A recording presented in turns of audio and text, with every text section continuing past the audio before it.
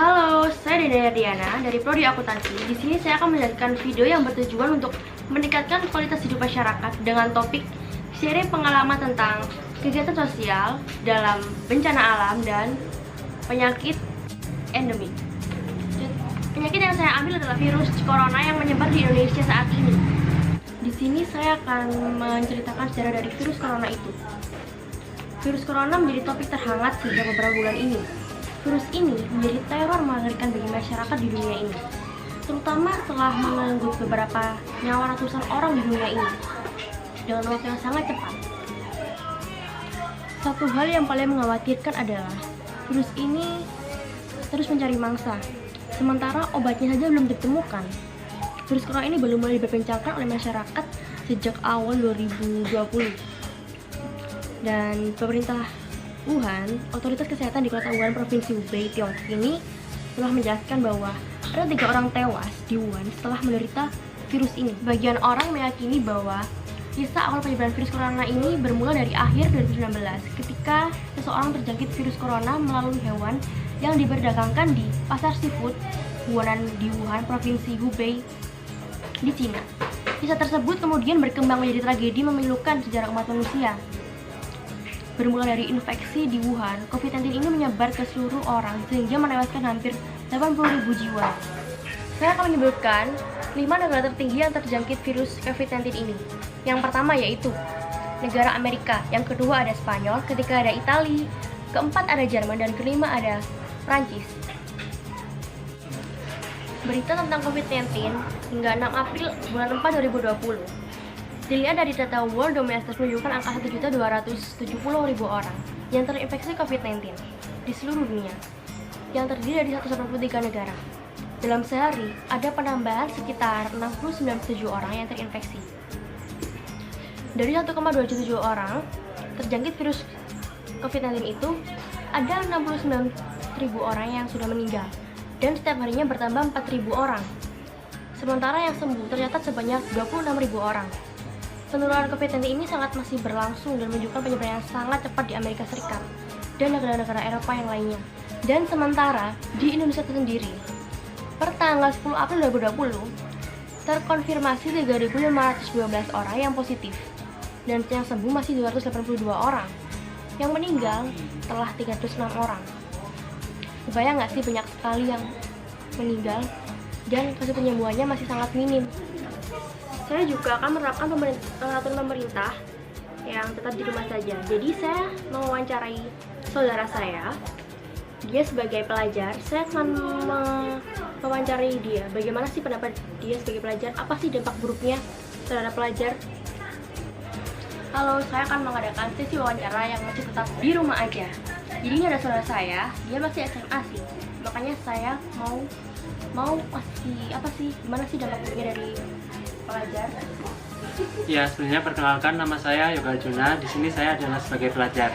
Nah, sebagai pelajar, saya merasakan dampak yang signifikan dengan adanya penyebaran virus corona ini. Tentunya yang pertama itu kelas online. Jadi, di mana pelajaran kita selama ini tuh harus online, tatap muka online. Itu berdampak buat kita karena apa ya? Nggak semuanya dari kita itu punya koneksi internet yang stabil gitu. Jadi itu merupakan masalah bagi kita semua. Terus yang kedua, tugas-tugasnya juga online. Jadi kita dipaksa untuk mengerjakan tugas yang banyak bertubi-tubi dan mengumpulkannya secara langsung itu. Menurut saya itu kurang efektif. Ya, jadi itu adalah penjelasan dari pelajar mengenai sistem belajar online. Kita akan ke video selanjutnya. Sikap dan dukungan saya sebagai mahasiswa. Sikap kemanusiaan yang adil dan beradab. Apa sih maksudnya? Jadi saya sendiri, saya membeli masker dengan sesuai kebutuhan saya. Saya tidak memberi masker dengan jumlah yang sangat banyak dan itu bisa saya jual. Itu sangat tidak adil sekali karena masih banyak teman-teman yang lainnya yang sangat membutuhkan masker dan hand sanitizer. Dan saya tidak melakukan panic buying. Saya melakukan belanja seperlunya, seperti belanja sayur. Menurut saya juga harus berhemat sih, karena dengan berhemat itu saya bisa mengurangi perekonomian dan pengeluaran saya yang saat ini sangat tidak stabil. Sikap yang menunjukkan kepentingan umum, saya pribadi, saya lebih banyak berdiam di rumah karena itulah merupakan aturan pemerintah yang menetapkan harus berdiam di rumah. Karena dengan saya berdiam di rumah, itu sangat memutus rantai virus corona yang terjadi di Indonesia ini. Dan yang kedua, jika saya harus terdesak untuk keluar rumah, saya akan menggunakan masker. Dan saya akan menggunakan hand sanitizer. Dan saya menghindari dengan berjabat tangan dengan orang.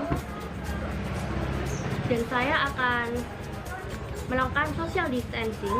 Dan ketika saya sampai di rumah, saya akan segera mencuci tangan dan kaki dan mandi keramas, karena itu adalah bentuk dari antisipasi saya sebagai untuk memutus persebaran virus corona ini.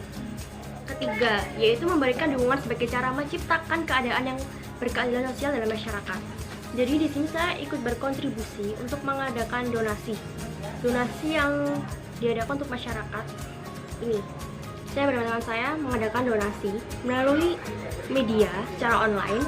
Jadi ini untuk membantu kesulitan masyarakat dalam keadaan finansialnya. Dan selain itu saya juga ikut serta menjaga kebersihan lingkungan, seperti membuang sampah pada tempatnya, membersihkan halaman rumah, menyemprotkan disinfektan di sekitar rumah saya. Dan saya akan memberikan dukungan agar para pelajar tidak bosan di rumah, yaitu yang pertama, kita bisa memanfaatkan hobi kita, seperti kita bisa memasak. Di memasak itu kita bisa mencicipi makanan kita sendiri loh.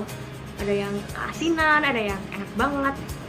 Yang kedua, kita bisa membuat video semenarik mungkin, atau kita menjadi konten kreator dengan memanfaatkan YouTube. Kita bisa share video kreatif kita ke YouTube. Dan yang ketiga, ketika kita bosan jadi butuh teman, kita nggak perlu ketemuan, kita bisa melihat video call. Di video call itu kita bisa bertemu teman-teman kita, bisa ngobrol, bisa lihat wajah mereka, bisa curhat, dan benar-benar nggak bosen banget. Dan jangan lupa update tentang COVID-19 di TV, di media sosial, dan dimanapun. Dan satu hal yang harus kalian ingat, yaitu jangan pernah makan berita hoax. Kalian harus pelajari dan kalian harus mencari detail tentang berita tersebut. Oke, itu adalah tips dan dukungan dari saya untuk teman-teman semuanya. Demikian tugas ulangan tengah semester mata kuliah Pendidikan Kewarganegaraan. Untuk selebihnya saya mohon maaf dan saya ucapkan terima kasih untuk Bapak Ibu dosen. Sehat selalu.